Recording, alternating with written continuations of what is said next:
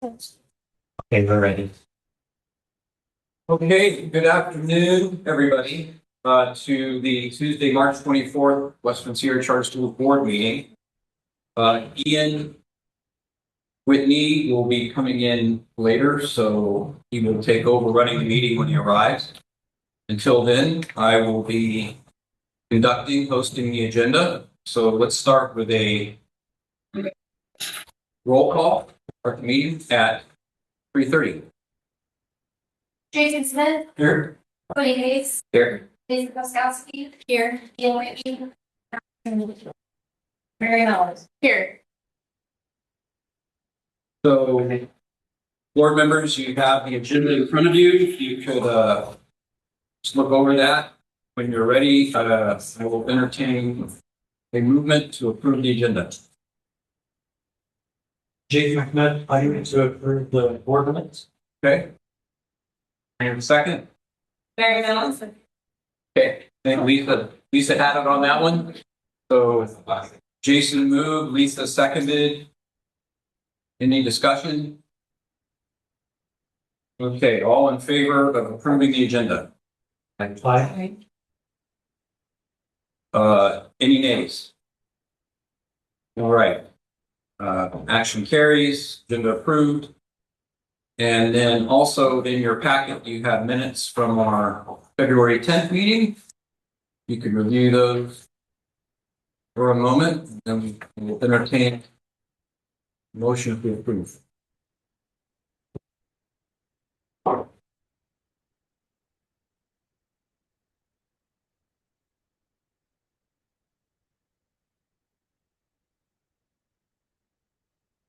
This is Mary Mellis, motion to approve the minutes.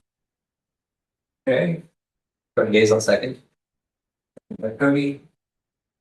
Any discussion? Hearing none. All in favor of approving the minutes from February 10th?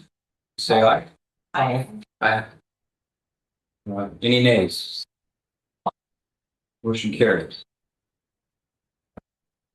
Oh, and I need to mention after the meeting, we have the annual Form 700. We have to sign every year, so board members, you can just not leave without getting the Form 700 signed, followable. Item 5, hearing of persons wishing to address the board. We have a number of folks, I think 6 folks who would like to be able to speak to the board today. So we'll read out what we have on our agenda for that. The public is welcome to address the board on any matter that is not on the agenda. Members of the public who wish to make live spoken comment during the meeting must make the written request at least 24 hours prior to the meeting. The board chairperson will call upon members of the public who have requested to address the board. If there are multiple speakers requesting to address the board chairperson may ask for a single spokesperson or may limit the number of persons speaking on the same topic. Board members may ask questions for clarity but cannot discuss or take action on these matters until such matters are appropriately placed on the agenda. Unless otherwise determined by the board, each person is limited to 3 minutes. And so we will, we have 6 folks who want to speak to the board. Each person will have their time that we allot for that, 3 minutes. And I think the list that I have is just in order as we received it. So first up is Love.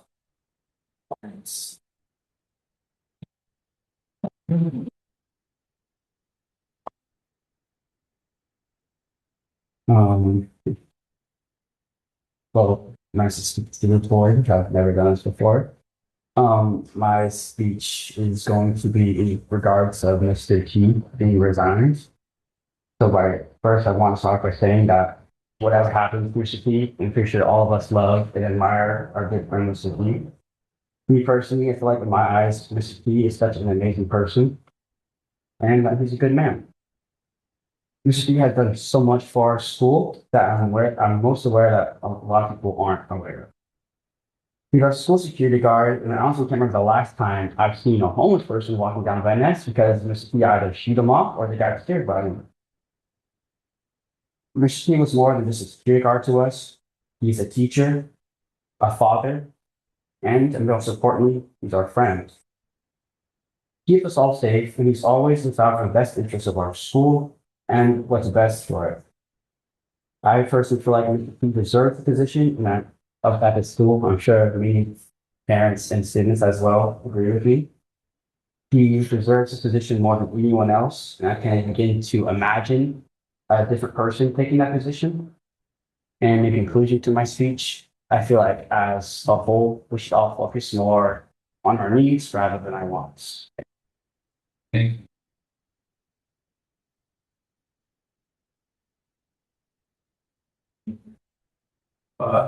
Esther Schruba.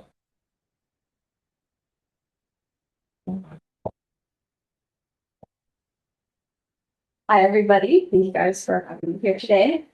Um, I just want to kind of talk about some of the impact that Mr. T personally had on me, and I know a lot of other students as well. So we're very sad that he resigned. I know he helped a lot in the sports department. I personally do volleyball, rock climbing, and basketball, and he was always there for all of our games, all of our practices. He helped out. He was always so supportive, and for every single point that we made, it was very great to see. I know he did a lot behind the scenes with sports. Whenever we needed practice, he would help set it up, and he would help be volunteer if we needed someone to go and talk or someone to watch us play.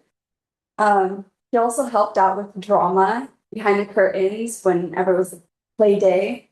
He helped making props and he helped with the class in general. He took his job of safety very seriously. After he joined the school, it's felt a lot safer, just in general.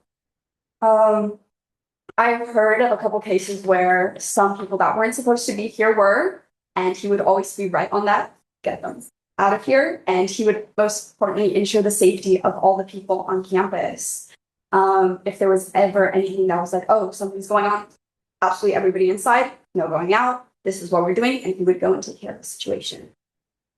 He made people feel really comfortable. If you'd see how people and students interact with him, he's walking by, they wave, they say hi, because he had an amazing impact on people. That's it. Thank you, Esther. Mr. Cox, if you could have people maybe two more steps away from the TV. I'm not sure how well the microphone's picking everything up if they're that far back. So Okay, that's all. good. Thank you. Brian Spencer.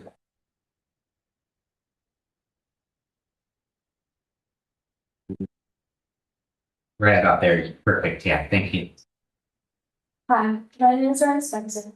I'm in my sophomore year and I've been a student at Endeavor for 10 years now. This is the first time I've spoken at a board meeting, so thank you. Yes. I wanted to address our head of security's recent resignation and acknowledge the impact that Mr. Tillotson had not only on our school, but also on our community. Speaking from a student's perspective, he was capable, disciplined, and firm, which is exactly what he was trying to be. He was approachable and always made time to have a conversation with any of us, serious or trivial. He often temporarily offered up his own office for our needs, storage, or otherwise. One day I'd had a bad morning and came to school obviously having just cried. Not only did he notice and take me outside to calm down and talk, but he let me sit in his office for 15 minutes and went to tell our art teacher that I just needed some rest and listen together. However, I'm not the exception. He did this for everyone. He represented exactly what our school stands for with this: integrity, honesty, reliability, leadership, community, and compassion. On our school website, it says that the vision of Endeavor is, and I quote, to create a rigorous, dynamic, and accountable learning community that is built upon voluntary association, parent leadership, personalized student learning, and high academic standards for all students. Mr. Tillotson embodied these principles in inspiring excellence. The question he always asked was, is there anything else you need? He used to trim the trees both on school property and leading up to it, leaf blow the sidewalks, and set up the cones and signs in the parking lot all in once. He would take professional photos of every event or game our school held. He helped so much with theater props and backstage other schools, was very involved with our new sports, and taught me entire photography. One time, he even asked around for cables to jumpstart a student's car because the fog lights had accidentally been left on in the battery. We have so much respect for him because of the inspiring commitment that he had to bettering our community and academic environment. Those of us who know Mr. Talton well find it hard to believe that he would simply duck out in the middle of the semester to pursue further endeavors. Which brings me to the question, is Endeavor putting students first? Are we truly centering ourselves around the academic and furthermore moral education of the children who are enrolled here? I'd like to conclude by asking you to consider these questions and ultimately recognize the tremendous improvement that Mr. T brought to the welfare of this school. Thank you for your time. Thank you, Ryan.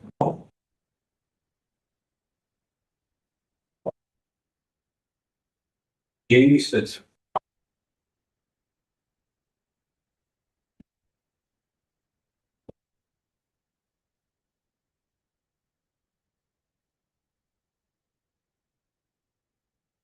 Regarding the alleged resignation of Mr. Pendleton, I was surprised and quite frankly disturbed that the only communication from the school regarding his resignation was shared in a small blurb from the week at a glance email communication thrown in there between other bits of school information, as if this small bit of news wasn't a completely devastating loss for our school. I don't believe Mr. T has been shown the respect that he deserves, so I would like to say a few words on his behalf. Mr. Pendleton is irreplaceable. He was the safety guy, the sports guy, the mental health guy, the photographer who taught classes. I'm sure he did so much more that I didn't even know about. He truly filled in all of the gaps. He was everywhere and involved in everything. He was the first teacher my kids would search for each day to come to and say hello. They absolutely adore him.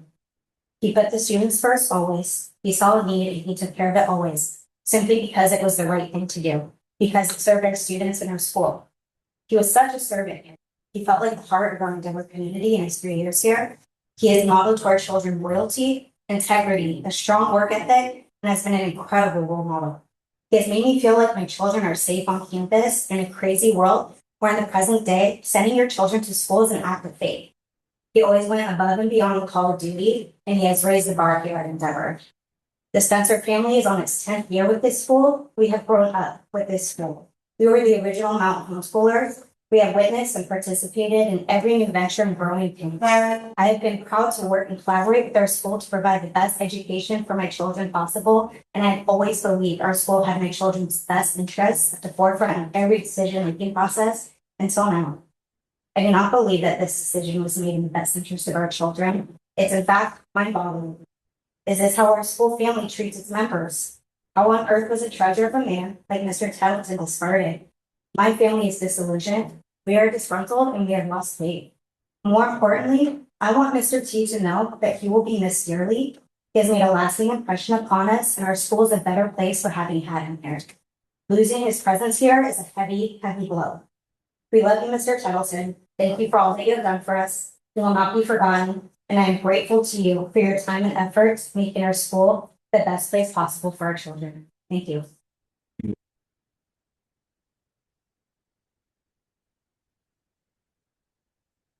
Amber McDonald. That's me. I'm Travis. Oh, sorry, Travis. Welcome. Instead of Amber. I would like to take this opportunity to address the recent dismissal of Mr. Pendleton. Our family is extremely saddened to hear that Mr. Pendleton is no longer teaching at our school. He has been a beloved member of this community. He and his family's commitments to excellence, safety, and service is unmatched. Since first coming into the school, it was obvious from the start that Mr. T possesses a strong moral character, an incredible work ethic, and a true heart for serving others. Time and time again, we have watched him step up, serve the school and its students in multiple capacities, often being the first to volunteer when others were reluctant. He is a favorite teacher of our children and is truly irreplaceable. Our school and families feel his absence. Parents and students are left concerned and confused as to why the school would take such a drastic action and abrupt action as removal. While the details of his dismissal are not for us to know, I would like to convey my disappointment by the way the parents were notified of the transition. A small three-line message was placed in the school newsletter, sandwiched between the school's calendar and the STEAM Fair announcement. I was disheartened by this, to say the least. Regardless of how Mr. Tettleton's exit from the school was, it was in poor taste to give such little recognition to a person who had selflessly given so much to the school and its students.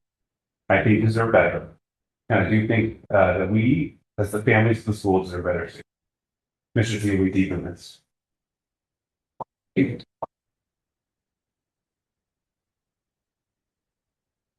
And Melanie Wolfen.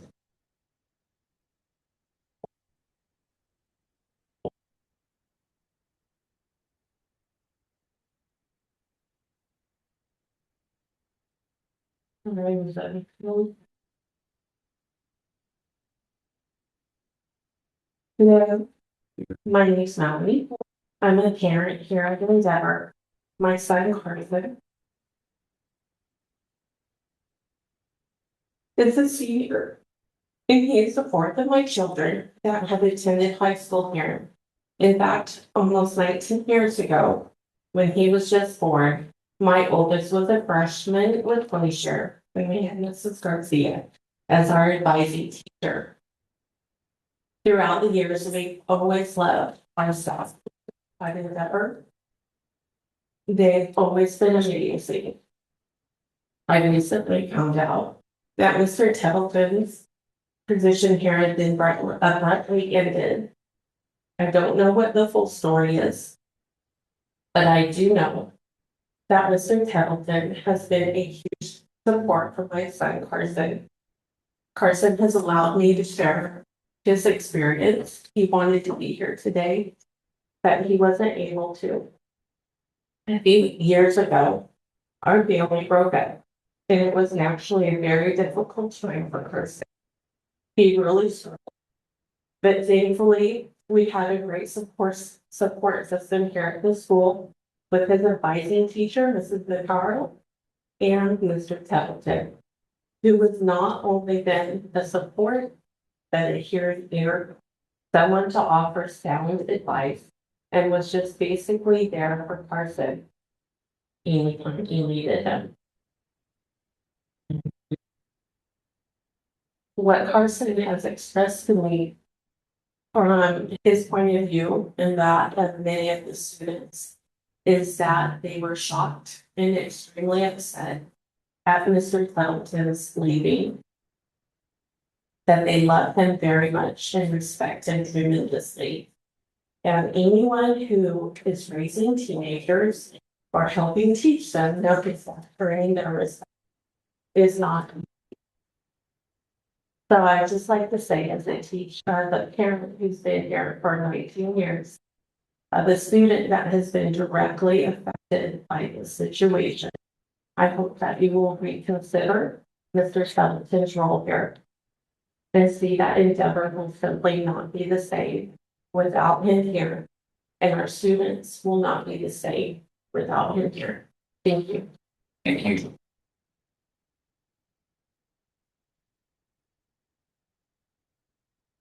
Colleagues, to my knowledge, that's all of the folks that. Very good. Thank you. So moving on to item 6. Written communication, we have 6 folks who wrote in report, also speaking to this matter. So I will read them out. This comes from Declan Spencer.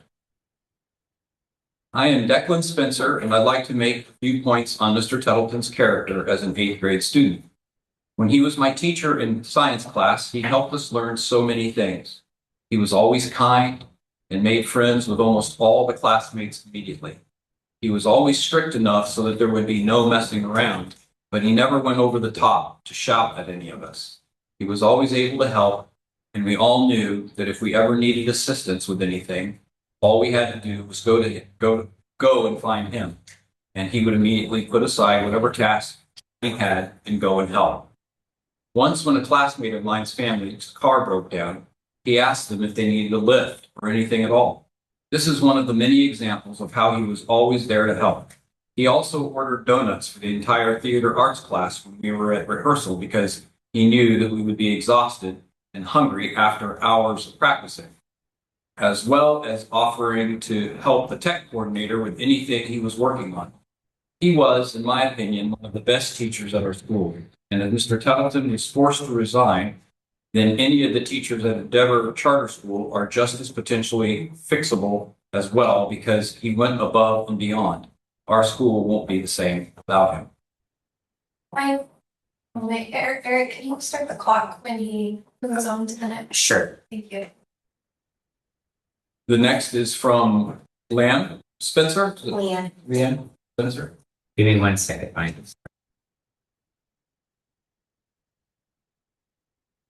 Hold on. I apologize. That was not on my radar.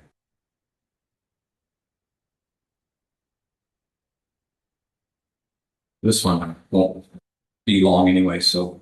Okay. Mr. Templeton was the cornerstone of the school, and when you take away the cornerstone of any building, inevitably it starts to crumble. I feel that the school is doing itself an injustice by taking away such a big benefactor to the school and its community. He was the teacher who supported the sports program first, before anybody else. He had a photography class. He started the mental health program, and he was our main security man. He made me feel safe and secure. Once, when my dad was trying to pick up my sister, his car broke down. Mr. Templeton ran over, asked what was wrong, and then fixed it by giving my dad a wrench.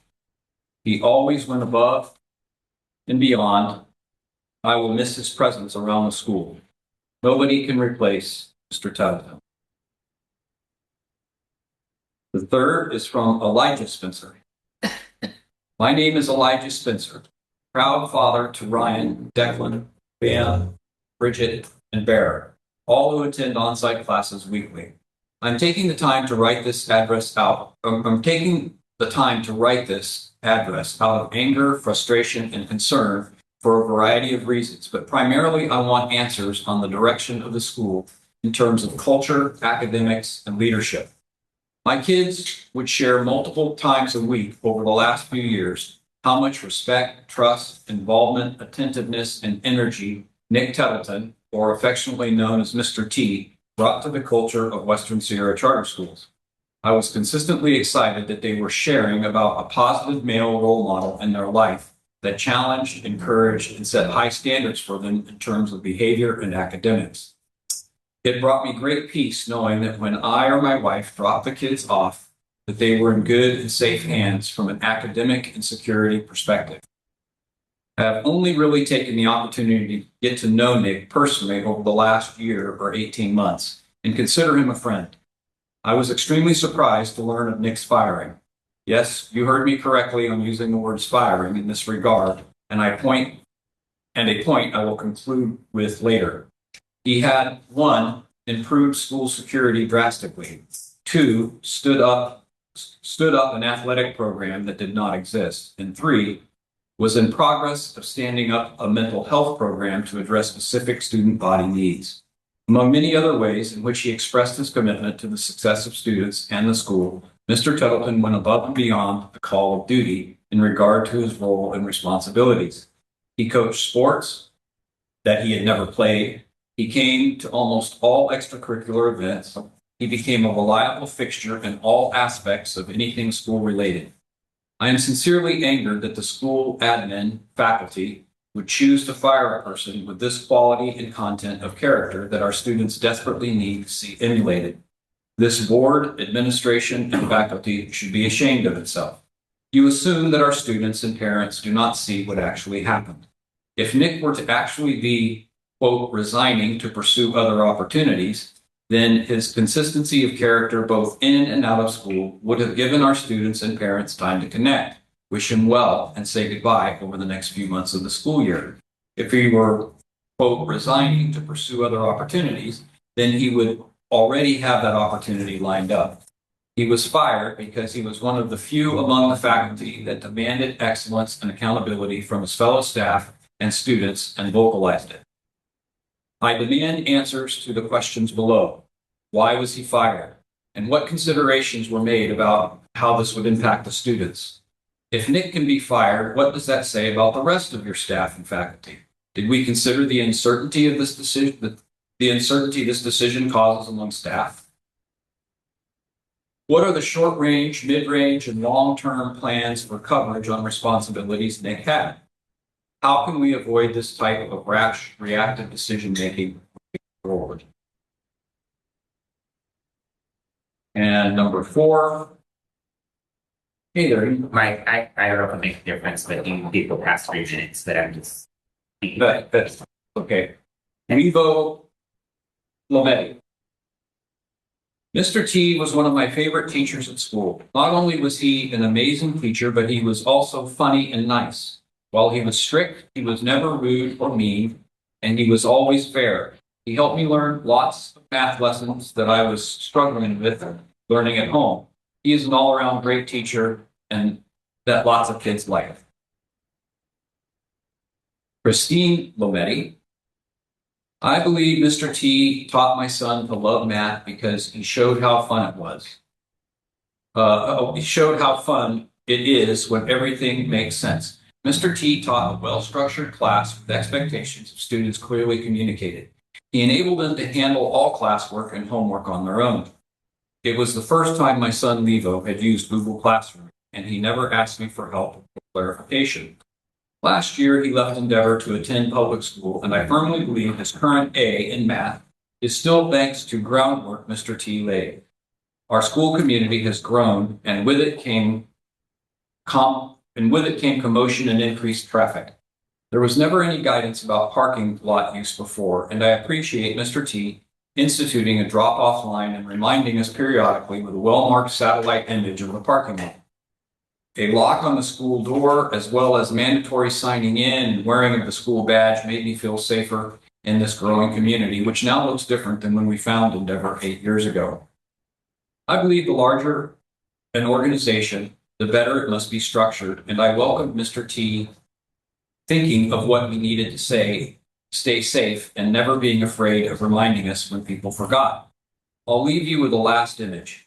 Who, if not the one most dedicated to everyone's safety, greets students in beanie out in the pouring rain. No one waited outside but Mr. T, who was ever present and personally invested in the safety of our community. And number 6, Ellie Johnson. Mr. Tettleton is such an amazing teacher. He supported us through all sports and made us all feel safe. He did so much for our school, such as waking up early to support the rock climbing team and staying late at volleyball games. Sometimes these would happen on the same day, and he would put in 12-hour days. All of the students here adore Mr. Tettleton, and the school will be dull, unsafe, and not the same without him. Please consider not accepting his resignation. That is all of the written comment, correct, Polly?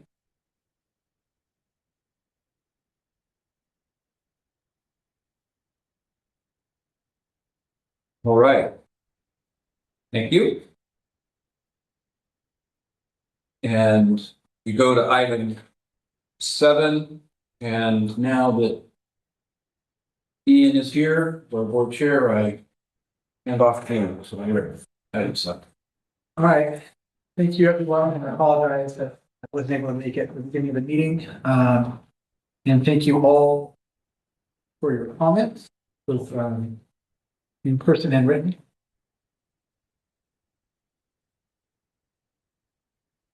We'll move on now to action item 7. That's to approve the warrant reports for January 8th, 2026 through March 19th, 2026.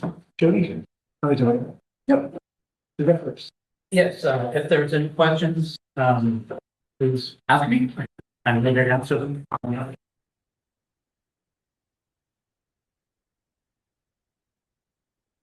Give everyone just a minute to.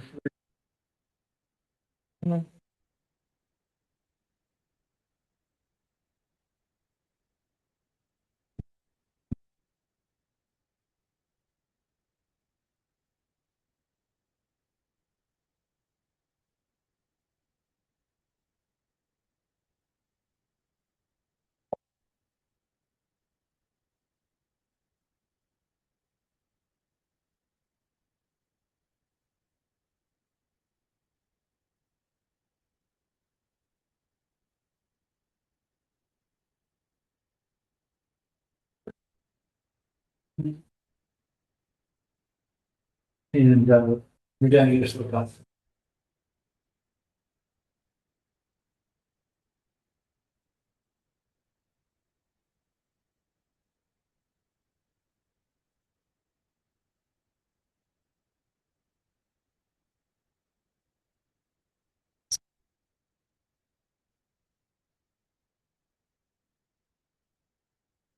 Any of the board members have any questions for the directors? If not, I'll entertain a motion to approve the warrants at this time. Jason Smith, I'll make the warrant. Is there a second? Lisa Paskowski, I second. Any further discussion? Hearing none, all in favor, please vote aye. Aye. Any opposed? No opposition, the motion will pass unanimously. Moving on to number 8. This is the approval of the audit contract for the year ending in June 30th, 2026. Mr. Deckers. Yeah, so see, you have that in your contract, in your packet. The audit is increasing by 3% the cost. That is a reasonable increase, it seems to me. There is, every year they add more items to the audit guide. And this year went up quite a bit, actually. I think I'm a little surprised it's only 3%, but I think it's a reasonable situation considering all the work that they're going to do with us.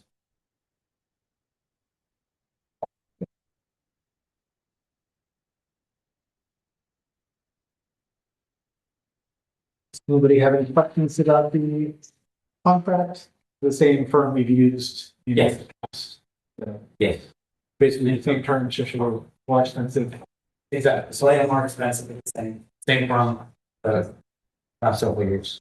At this time, I'll entertain a motion to approve the contracts. Jesus. Okay, motion to approve. There a second? Jason Smith, I'll second. Any further discussion? Hearing none, all in favor, please say aye. Aye. Any opposed? In your opposition, the motion will carry. Number 9, information item, the second interim overview and budget update. Jeffers. Okay, I will share this.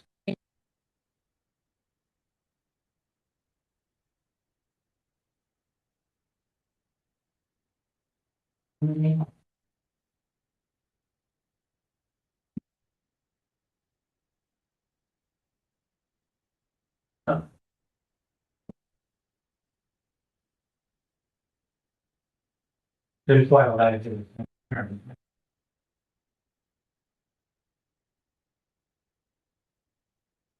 Okay, so you will have the full reports in your package. This is an overview of those 3 reports. If you know, they're about 45 to 60 pages long a piece. This is a summary of those. The columns, so each of the schools is on here. One more.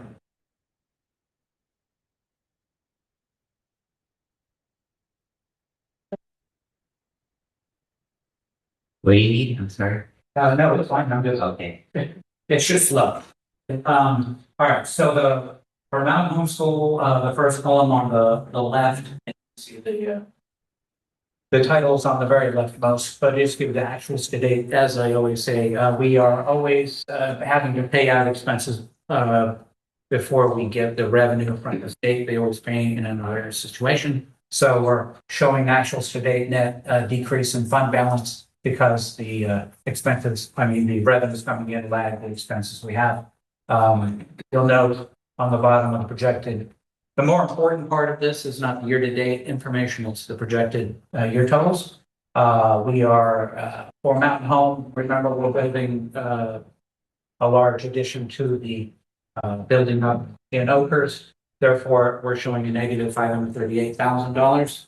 That is projected based on half of that being completed this year. It seems unlikely at this point that half will be completed this year because we still haven't gotten approval from Barra County for that. So I will be adjusting that at some point here. It's possible that we will have a sudden influx of costs if they can get this rolling, but I think by the next time we will probably see an adjustment on that. Because we expend the money we have in reserves for a capital project like that, that's why it's showing a negative for the year. A cash basis budget in this sense. So If we're on a go forward on an annual normal budget without this large capital cost, there will be a net fund balance positive of about $90,000 at the end of the year for that school rather than the negative 538,000.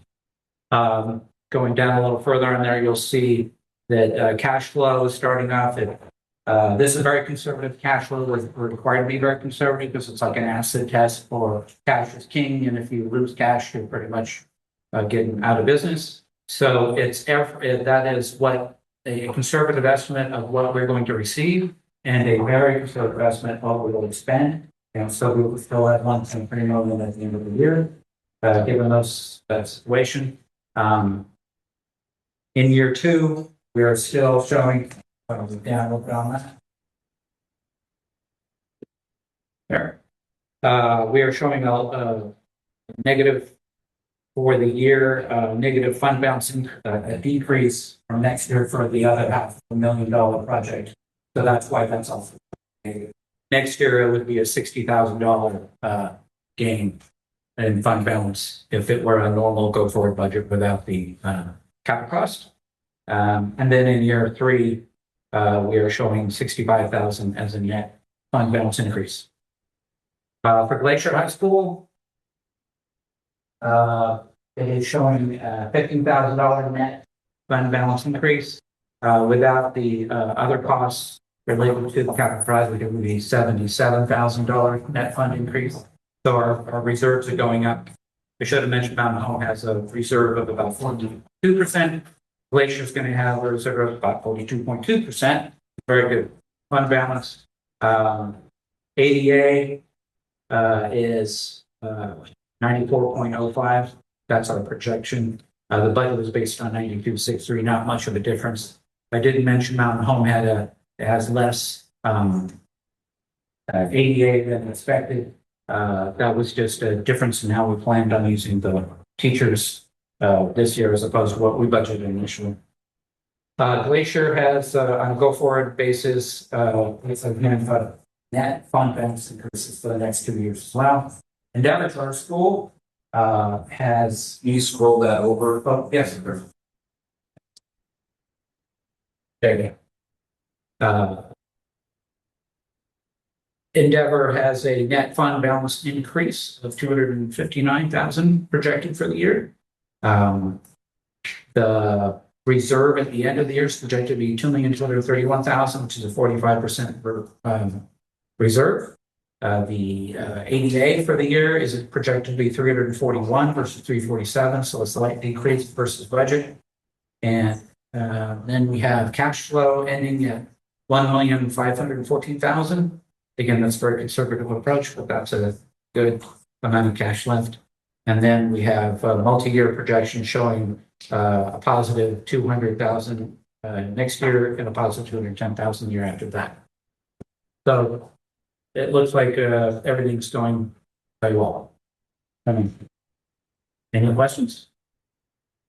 Let's do Thank you, Mr. Jeffers. Sure. Thank you. Then you'll move on to item number 10. That's another informational item, the draft student classroom development policy. Mr. Collins. Yes, so per our procedure for new policies, we introduce a policy, one board meeting, seeking action, subsequent board meeting just to give opportunity to get to know the policy before approving. So what you have in front of you as a student cell phone policy is born out of a bill that was signed in 2024 in California, AB 3216. And that bill requires the adoption of a policy by July 1st of 2026 in regards to student cell phone use at schools. And you have it in front of you. I don't think I really need to read it out. You can read it at your own time. But basically what this policy does is, one, phones for students will be allowed at school. Students can have phones at school. They will not be allowed to be used or visible in class. And that's the essence of this policy. So it addresses, research has shown, and that's what the state was responding to, that Even cell phone use in class, there's lots of off-task behavior with phones and, it's distracting in regards to where the direction of wherever the teacher is taking the class. So that was what this bill was born out of. And that's what this responds to. Many schools, if you think of the normal school setting, regular seat-based large middle school or high school, they're doing total cell phone bans.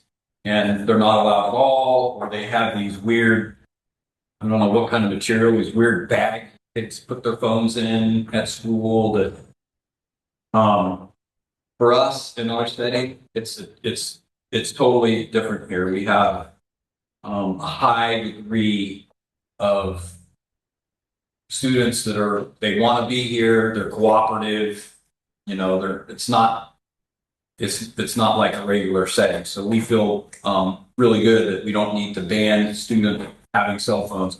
It's just that they're going to be disallowed in classrooms. There are those bulleted items at the bottom of the policy are exceptions to phone use in class. Obviously, if there's an emergency or a danger, obviously phones are allowed in class under those conditions. Or if the teacher in that class is using it part of the class, so they're granting permission because they're using some sort of quiz app or something, then that's allowable. Or if a doctor has a reason for some student because of some medical condition with a doctor's note, then that would be allowed. Or if it's called for because of a student's IEP and there's something, the phone's being used to implement the IEP. Those are exceptions, but as a general rule, there would be phones would need to be put away and not visible. That's what the policy. Is there any questions on that? So will the students be briefed on this policy like at the beginning of your class? Yes. I would, I think here we're considering it now. We're going to see it again for action in our May meeting. So this isn't something that we're implementing this year. We need to approve a policy by July 1, and we would be looking at implementing the policy at the beginning of the next school. Mr. Cox, I can say that we're generally following this already, so it's not going to be a shock to the students. Yeah. The only part is the confiscating it without like maybe a warning first. But I think if it was given at the beginning of each class, that could count as like a warning. Yeah, I guarantee it wouldn't be like the first time we see a phone out, like grabbing the phone and making the parents pick it up. As long as the policy matches the actions. Right. Yeah, that's also maybe listed on the wall somewhere so that everybody knows. Yeah, no phones. Yeah, phone free zone. I'm curious about how that vouchers will factor into this. That seems like that's a little more of a challenge to. Yeah, I wrestled with that too. So that's good. I mean, well, we all have phones too, but I wear a smartwatch, and that's pretty common. The reason why this draft of policy includes it is because those are also communication devices with the phone. Yeah, that's something we can certainly consider whether that actually makes sense in the scope of what we're trying to do with this. Yeah. I mean, I understand because it is a communication device. But It makes sense, but it just. The electronics are all connected. Right? Yeah. But no, I totally understand that. Policy, we can always revise it later. Absolutely. For some reason. That part doesn't. All right, any other questions on this? We'll see it again next time. But if there's any other comments, anything that comes to mind, you can email. Otherwise, we'll look forward to that in May. That's going to bring up to number 11, which are our reports. You're going to start with Mr. Cox. So, so Oakhurst building project, update. We, as you know, I reported before that we have plans submitted to Madera County, and they are looking at those. Brian Foltz, who is serving as our project manager, is in conversation and interaction with those folks at the county, as well as our architects. And so there's not a lot to report. There's two separate permits. I was just talking with Brian today. There's the building permit, and then the grading permit had to be separate for the way the county operated. And we've not been getting any feedback back from the folks looking at the grading permit. So Brian is following up with them on that.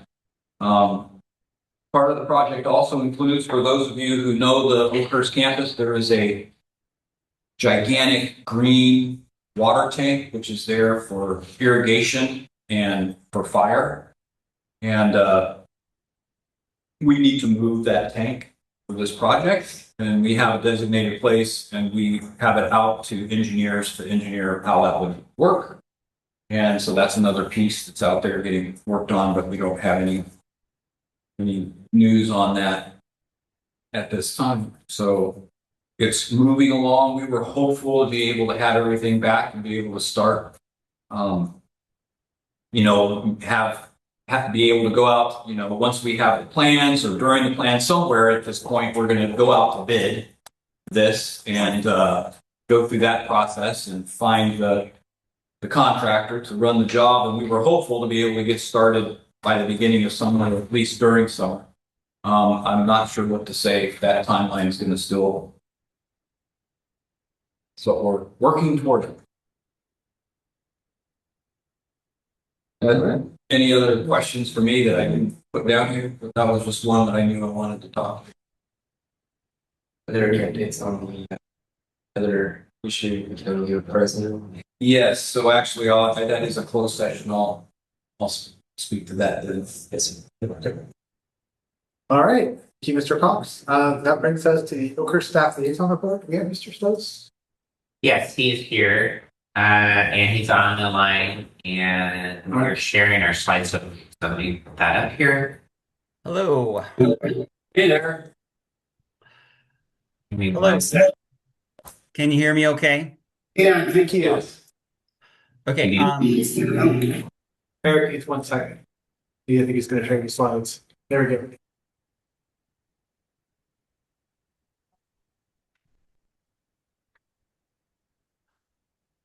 Okay, well, before I start talking about the pictures, I just, in terms of what's going on with the teachers and staff, of course, we're off next week, and enrichment classes are wrapping up for Mountain Homeschool this week. Certain things continue, of course, like ROV will continue, math will continue, leadership, certain classes will continue. But then we're gearing up for testing. So April and May, since we are ending early this year, May 28th is going to be kind of a sprint to the finish. So it'll be a bit new. We will start with state testing. This is how with Mountain Homeschool, we do it. So we'll have classrooms set aside, and teachers will we're having students sign up for certain days and putting them into slots. And then we'll do state testing first. And then we'll do the NWEA after that. And so we're doing state testing first just because we kind of want them to be fresh. And I think by the time you get around to the second month of testing, there's a bit of test fatigue. And so we want them to hit that state testing hard first. Okay, so there are a few things. I have some pictures. So we just finished our first complete season of ski school in a while. Our goal is to have 5 Mondays of instruction. And the way we do ski school at Mountain Home is, and we have, kindergarten to 8th grade. So in the mountain area, on Fridays, it's Mountain Area Ski School. And they've been doing that since the 60s.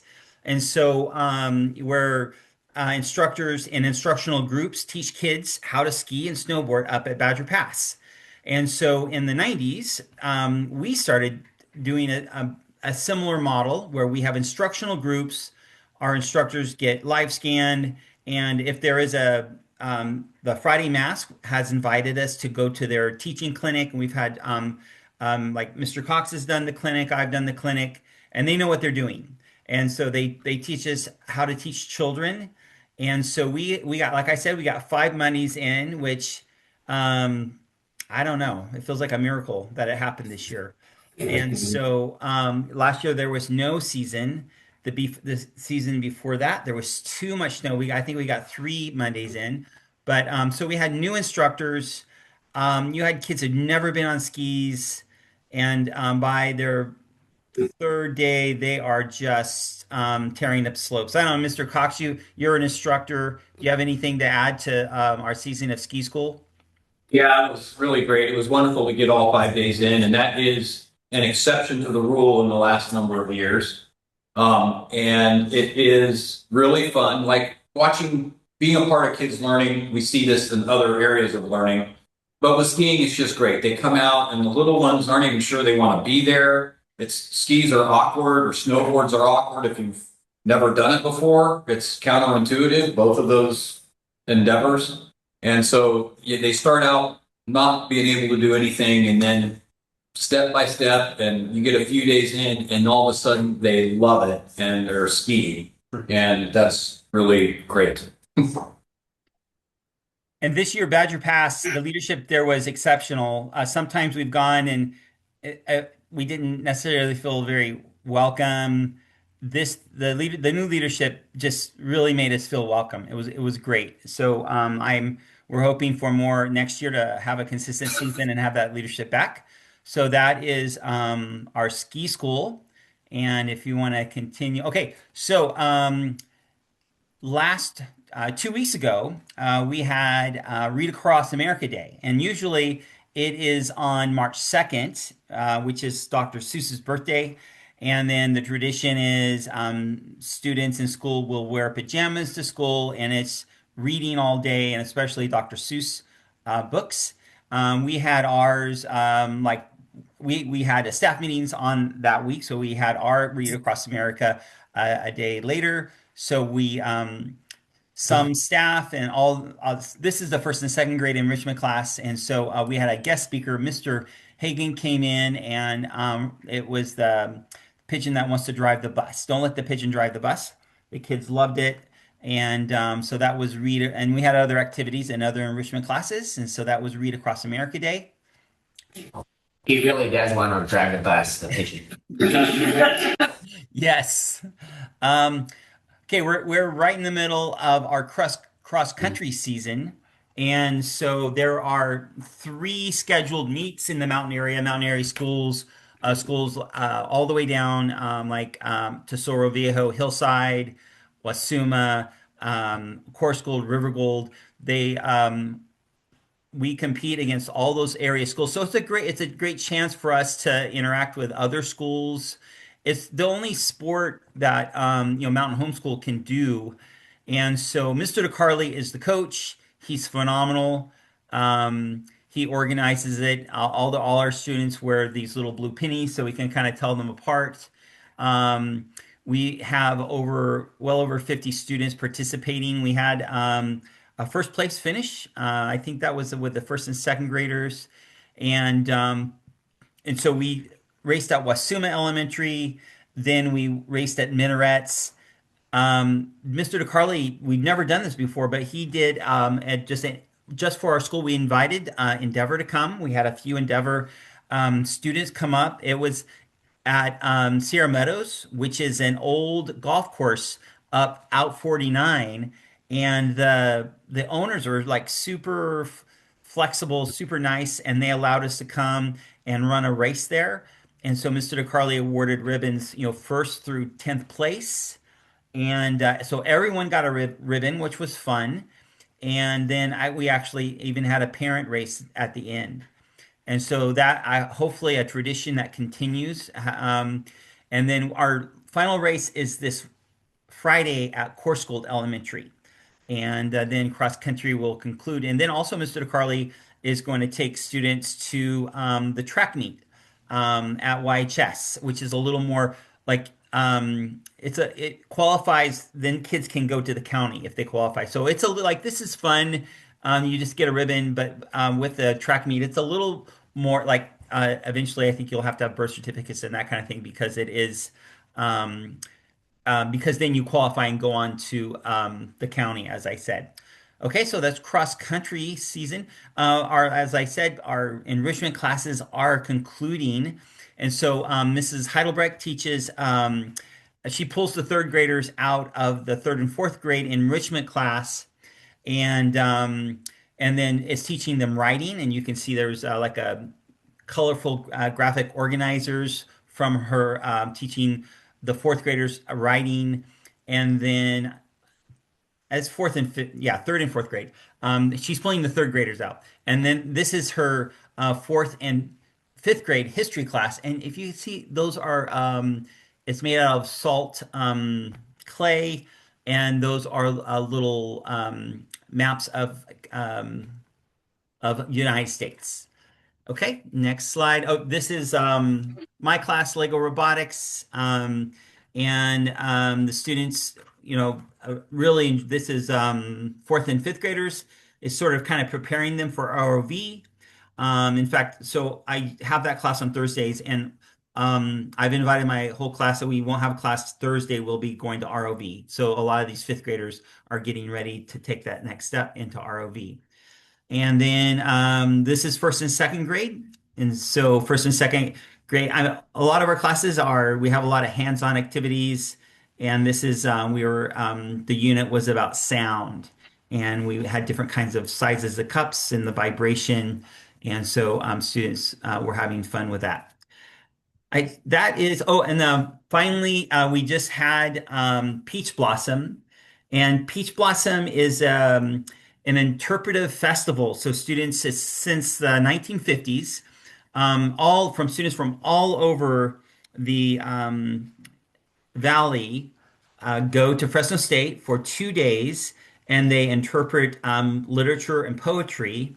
And so we had 5 students participate this year. I'm not quite sure. Oh, wait, I just got a text from Mrs. Davis. I was asking. Oh, superior. Everybody got superior. So that's the highest level you can get. So so Peach Blossom, we do that every year. Mrs. Davis, Julie Davis, organizes that, and this year Mrs. Hill went with them, and so that is a great opportunity for students to perform in front of a group, and they're judges that give them feedback, and so and also students are learning how to be an audience and listen to other students present. So that it is, if there's any questions, that's all I have today. I'm sorry I went kind of long today with all these pictures, but yeah. So if there's any questions, please let me know. All right, thank you very much, Mr. Slopes. Thank you. Great. Thank you, John. And I will continue. So we haven't met officially in a while, so it's not, so a lot of the things that I shared with you kind of have happened. We have a lot of different pictures. This, gives you a little bit more detail.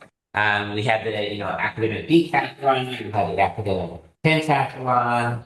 I think most of the stuff I have, we talked about a variety of pictures. One of the things, we have this thing that says Uno Day, and we have some other stuff you'll see. We've been doing some mental health. We have a pretty, it's our first year really having like a mental health committee. And so they've been looking at different ways of just interacting with students, particularly our high school students in general. So they got some big different size card games. And then this week they're bringing out chess and checkers and different things, having opportunities for the students to interact. In addition, we have like a donut day for like seniors. So much fun. We recently did ninth graders, and we're doing all these plays off of words of the donut theme, like "Do not stop believing," that we didn't forget about you, things like that. So we're doing, but it's been fun with mental health team and kind of trying to plan some, not only just the normal things, but also some of those events coming up. We have School Choice Week since the last time we've met.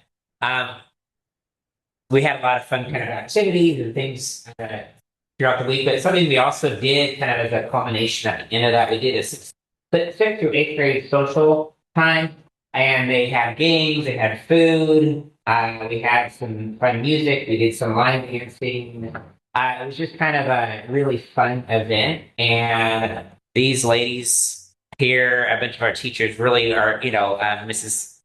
Meeks, Mrs. Petrowski, Mrs. Hybreck, Mrs. Proto. There were other staff there too, kind of helping out, but they really kind of put that together. Mrs. Meeks did the most of the work there. Our academic pentathlon, also Mrs. Meeks is in charge of that team. We got third overall in the county, which we had a really small team this year, which is hard when you have that many, and also a lot of them are younger. But we did end up with also some individual medals in fine arts, gold and silver, literature, science, social studies. But as they said, mighty, we're small but mighty. There were 3 7th graders, 3 8th graders. And a lot of the 7th graders are like, okay, now I kind of get it. Like they're excited.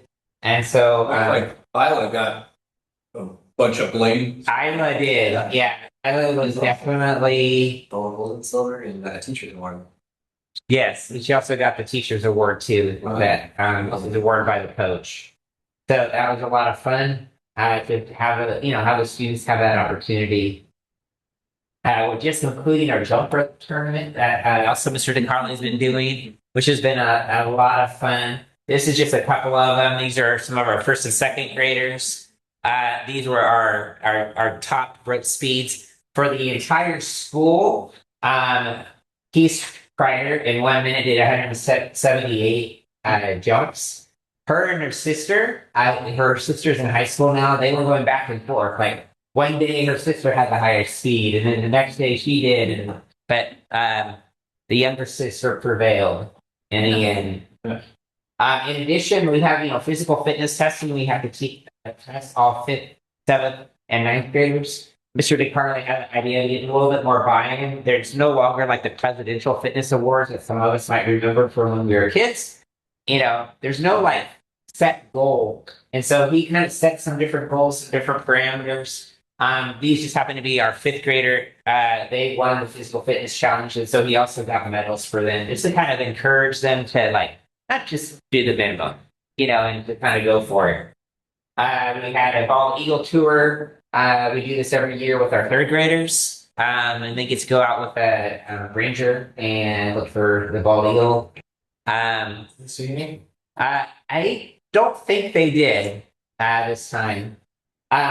So I have my voted sticker. I voted. I cannot remember. This is our Chuck Norris inspired potato here. The Constitution class, they had an opportunity to learn a Constitution and also create a paper game so that all the school, both elementary and high school, have been voting. I think I see the Donald Trump potato. Yes. There's also they also had their platform. They had written out underneath. They don't have this on here, but like a platform for each of the potatoes. What they stood for. Spelling bee. We had our school spelling bee. These were our winners. They get to go and compete with other local schools. I don't think that's happened yet. Our high school did poetry out loud. We took a year off last year. Mrs. Friesen had kind of been part of that, and Mr. Samuelson, who's our English teacher, he helped organize that. And we had 2 of our students took 2nd and 3rd place their first year. Actually, this is I think some of our students' first year doing it. I do believe Noah Mellon did do it like years ago, but the 2 younger students are very excited. Yes, he did. Yes, he did do it prior to that. But yes, so Noah and Micah Mellon also went, and I believe Micah took 3rd, right? And then 2nd place was I'm blanking right now. It'll come to me in a minute, but young lady. Where I'm feeling really bad. Okay, so academic decathlon. We won the county. I think I shared that with you last time. They went out to and they just got back from the state championship just this last week, which takes place in Santa Clara. This is the first time we've had 4 medals at the state level. It's a lot harder competing against a lot of these other schools. And then in our division, we had the highest score, which was Pope Judd. He's a freshman, actually. I think had the highest score in our division, which was great. That's state. at the state level. Well, so very, I believe Hope and her brother Ian were the medal winners. But all the students did awesome and had a great time. Um, we had a leadership presentation night where students in the leadership class, they have like kind of their passion projects, you could say, things that they were passionate about. They shared that. Once again, extraordinary. They did a great job. I particularly like Noah's presentation. However, he did the slideshow was amazing. This is from our art class, Mrs. Turner. Some of the things that they've been working on. They had some clay sculptures, some college collage work. In addition, we are as a fun class for high school the art of cartooning, and so she's been doing a kind of a cartooning class and learning about the different styles of cartoons. We had a street showcase, which is a talent show for Mountain Home and Glacier. And we had all kind. It was one of my favorites. We had so many different things from singers, dancers. I don't know what is this thing called? Because what is it? A Diabolo. Diabolo, which Mrs. Meeks, one of our math teachers, also inspires it. And so they had this whole routine that they did, which was a lot of fun. And there was even like Space unicorns. Space unicorns. We had even parents playing. It was a lot of fun. Karate. This is our staff. Yeah, and they did a dance. So they had like these neon things, and I didn't get a chance to do it this year, but it was pretty fun. That was the opening act, and that was a lot of fun to have a staff. Upcoming events. We have our local competition this Thursday. If you happen to be in the Oak Cliff area from 9 to 12, it's great. Go by Yosemite High School with your endeavors coming up for that. We have, like I said, a couple more donut days. We are doing a lottery on April 17th for next year. It's looking like we'll need to do it for both Mountain Home and Glacier. We have a lot of interest for next year, which is great. We have our ROV competition coming up, the Catalina trip, and a campus visit to UC Santa Cruz. I think those are our main things. So any questions? I do want to say thank you to also Mr. Sloth for the SEEK program. He's in charge of organizing all that. He did a great job. He didn't mention that, but that was a big part of what makes it so successful. Take a ton of organization with all the different instructors and students and payments and all those things. All right. All right. That is it. Thank you very much. Move on to presenting, Ms. Reed.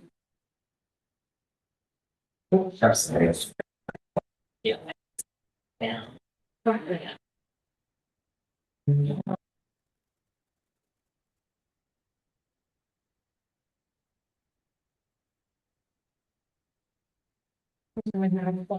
right.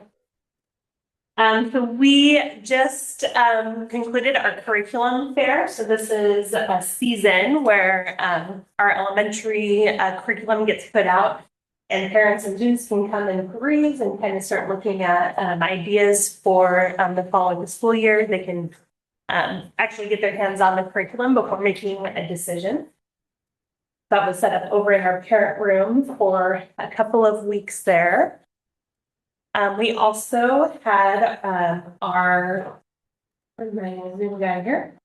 Valley Children's Teen Health Care Career Fair. That's a mouthful. So Mrs. Boots did a field trip to Valley Children's with about 20 of our students, and it's a career fair, but it's really cool because they have all different ways you can engage in the medical for various careers. So everything from, they have the doctors and nurses, but there's also, like the ultrasound technicians and prosthetics and nutrition, and it covers like all sorts of ways that you can get involved. So this is the second time we've been invited to this, and we're grateful that they invited us back because we're small and they have a bunch of schools that want to go. But it really gives students a chance to speak face to face with professionals in these areas, and has inspired some students to think about what they want to do in the medical field. We also, for the second time, had our senior Portrait Day. So we have Fieldhouse Photography comes out and does cap and gown pictures for all of our seniors. And then they also give each student a digital image that they provide to our students. So it's really cool opportunity. It's really fun and comes, as Mrs. Garcia was reminding me earlier, at a really good time of the year when senioritis is really hitting our students and gives them that little hey, remember where we're going and let's finish strong. We also had National School Choice Week. So we had a week full of dress up days. So we had like a future career day going on. We had a superhero day, and then we called them the Harry Potter scarves because all of the school choice scarves come out and all the kids are running around. It looks like Hogwarts on that day. We also had, as a part of that, teachers decorated a door. For some of them, it was their office door. For some of them, it was a classroom door. And then it's a competition. So these are the winners, the door winners. And it always blows my mind. But just when we think like it's leveled up as far as it can go, they came up with these amazing other creative ideas. And they really focused on our kind of our theme for the year, the One Team, One Mission, and Bold Explorers. This last staff meeting, following our staff meeting, we had a guest speaker, Tim Nightingale, run a PD session for us. And the topic was navigating difficult conversations with the focus on strengthening collaboration with families and teams. And so he walked us through really what that could look like, specifically revolving around kind of our PLP meetings, but it was applicable to all staff. So not just PLP meetings, but other parent meetings, conferences, student meetings, and any other situation where conflict arises. He often runs seminars that are like a day and a half, and he shrunk it down to a couple hours for us. And it's just amazing how much he was able to pack into that time, and everyone was able to walk away with a plan for a specific meeting that they had upcoming. So really setting the tone for how to be successful, hold all parties accountable, and but also set goals and recreate things in a positive. This is where we want to go, rather than hey, kid, why aren't you doing your work? Looks it around and this is why we want to do this, and kind of redirects. And then tips for engaging in those conversations in a positive way and how to prepare well for them as well. All right, thank you.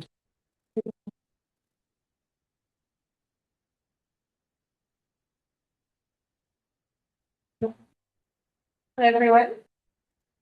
Excited to share what Endeavor's been doing. So as you guys know, we had our material revision second public hearing. January 28th, we were approved for our material revision. So there are some celebratory pictures of our staff and all the work that it takes to do something like this. It is quite an endeavor. And continuing on with Fresno Unified, that had their annual visit on February 12th. And here you see a picture of our advanced ROV group sharing their ROV and impressing everybody, as it's kind of an impressive ROV. And I just want to say that super impressive, our SPED team and our EL coordinator. They provided above and beyond all the material that they needed, and our visit went really well. We had positive feedback, and it was a good day. The focus of this visit, so normally they come in their classes. And so this time around, we wanted to make sure and be very intentional that they see the other part of our program. The huge part of this was our PLP meetings.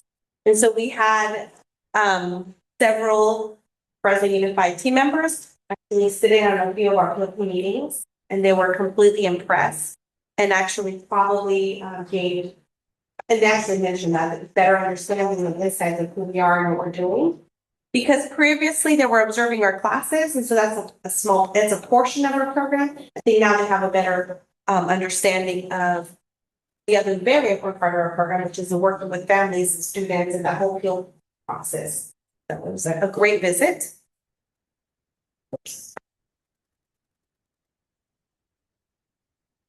Okay, just a shout out to our fundraiser coordinator, Delisa Coots. The next one is April 8th at the Habits. So support us, show the flyer. Okay, in elementary, actually was able to attend a field trip. So we took our 3rd and 4th graders to Sacramento on January 21st. Mrs. Hammond led a group of 3rd and 4th graders to Sacramento. During the visit, they explored Sutter Sport and they toured the state capitol. They were warmly greeted by Assemblyman Tangipa.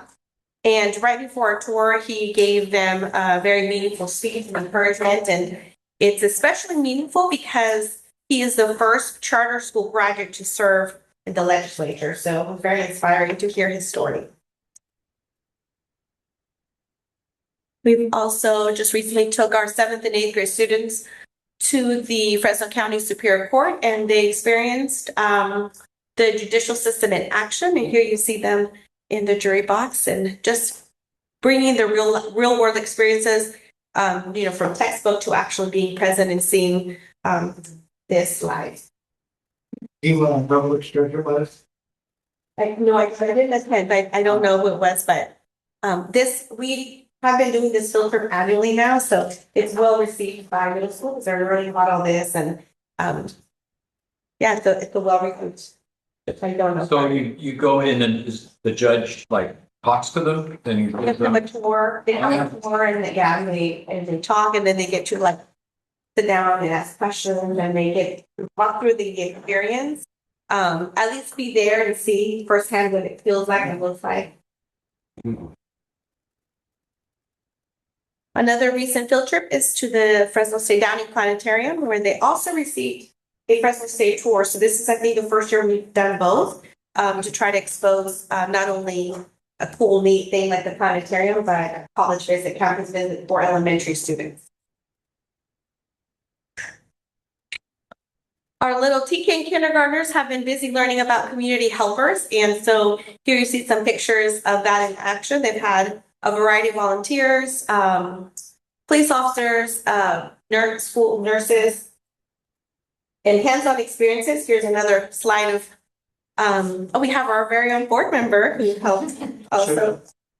And the students just have the best time asking questions, interacting with a variety of people from our community, and not only exposing them to careers, but also just understanding who are the trusted adults and people that they can look up to. So thank you. Use that course. No, I just turned the camera off just because. Gotcha. Okay. No, it's still there. Right, so here we have pictures of 6th graders doing painting pebbles. What's unique about this experience is that the mental health committee at Endeavor has been focusing on creating activities for high school students. And out of that, a high school student wanted to mirror that and then teach the younger grades to do something else to like be able to connect and engage in art. And so here we have actually one of our high school students leading this for our elementary students. Our 2nd graders here on the left, they are doing public speaking practice. And so they bring something to share something they've created at home, and the rest of the class practices listening. And on the right, they are practicing collaboration. And so Mrs. Hammond is very intentional about creating activities where they are free to engage and explore with various tasks to collaborate and discuss. And she intentionally tries to not get involved so that the students can practice those skills on their own. Another thing we want to highlight here is our middle school science lab. Students created synthetic worms with calcium chloride and sodium alginate. After learning about synthetic materials.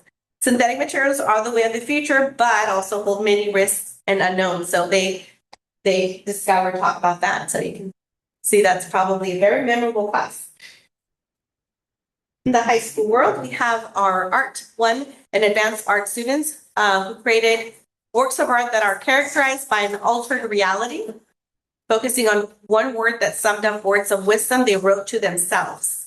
So here we have both Art 1 and Advanced Art. And actually, these are on display now on our walls. We also have in the art one, an advanced art class, inspiring people. They're finishing up and making inspiring people projects. They're going to be doing a gallery, and I believe some of this work is going to be part of the Fresno Hall. I also wanted to share, I was actually very glad to be able to observe this class. Mr. Shkaruba, one of our teachers, shared his personal immigrant story. He came from Ukraine, and he talked to the students about that journey and coming to America for the first time. And actually, he came to America, and the community was in Sacramento. And so just very inspiring and great for students to be able to ask questions and understand someone's life story this way. And that picture that you see there is of his father. Oh, that's his dad. I was going to ask if that was him when he.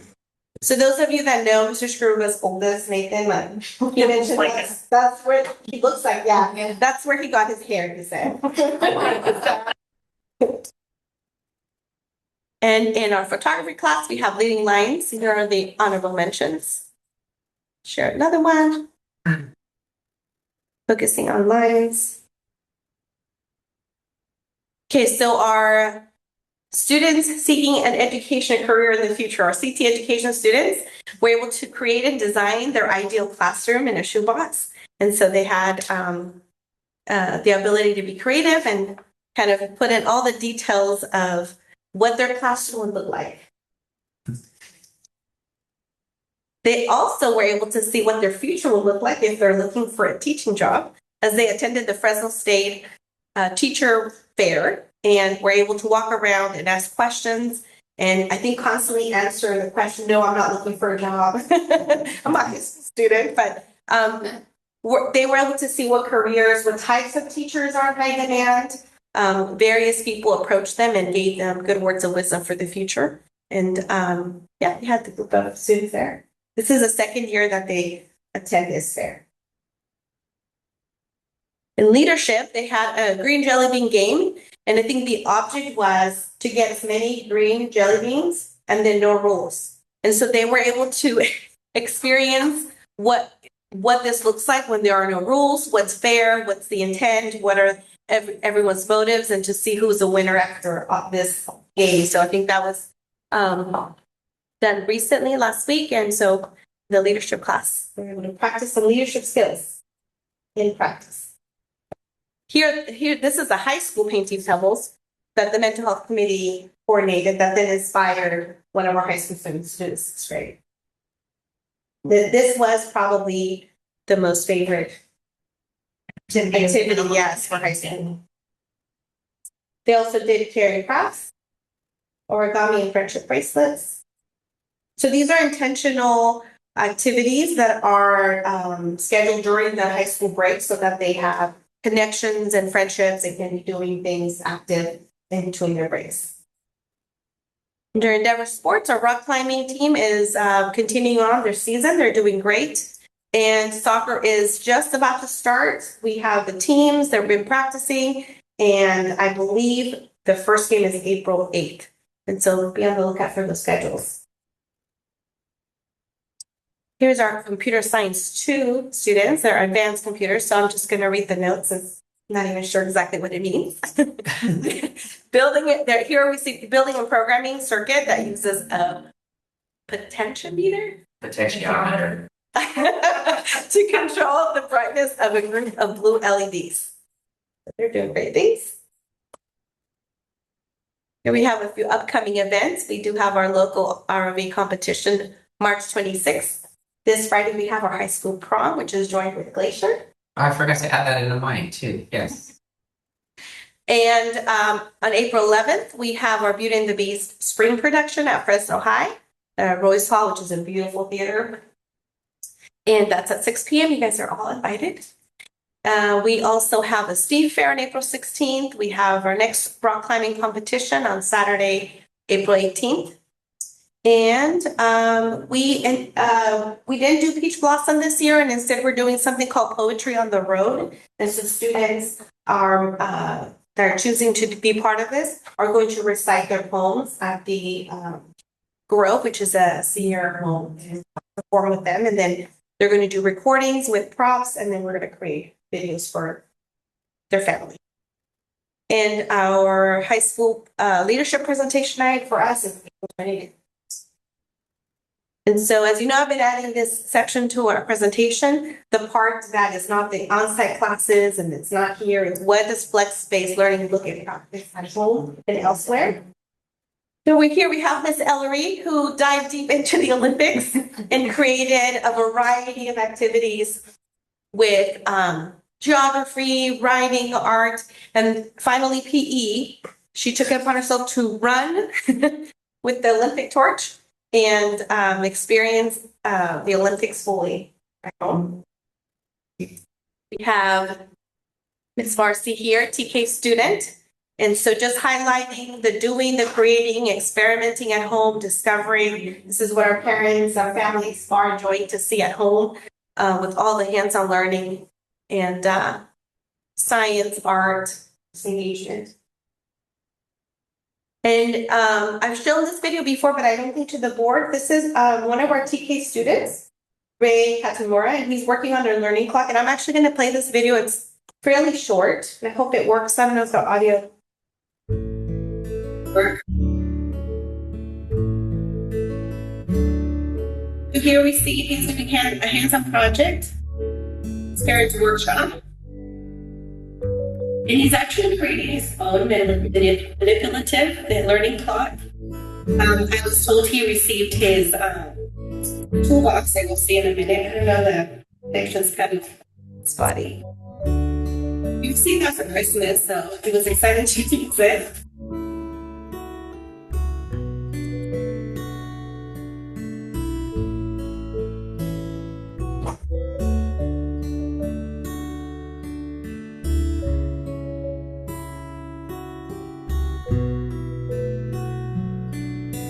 There he is with his learning clock.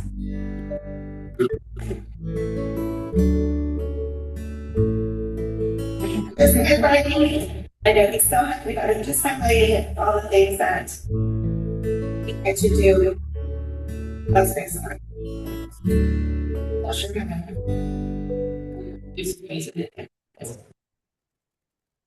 And that's it. Thank you. All right, thank you very much. Fortunately, it's highlighted this week. What we do. All right, with that, we are going to move into closed session. For review, again, want to thank everybody time to give their comments, both personally and in writing. So we are going to go into closed session and we have a few people here. Talk to you about Holly, yeah, Paul. I think so. You'll do the. Yeah, the part. And so moving the closed extension of the one. So yeah, have Jody state, we'll do the real estate part first. Okay, so that's. Yeah. Okay. Yep. So we will move in the closed session at this time. The time is 4:58. Yep.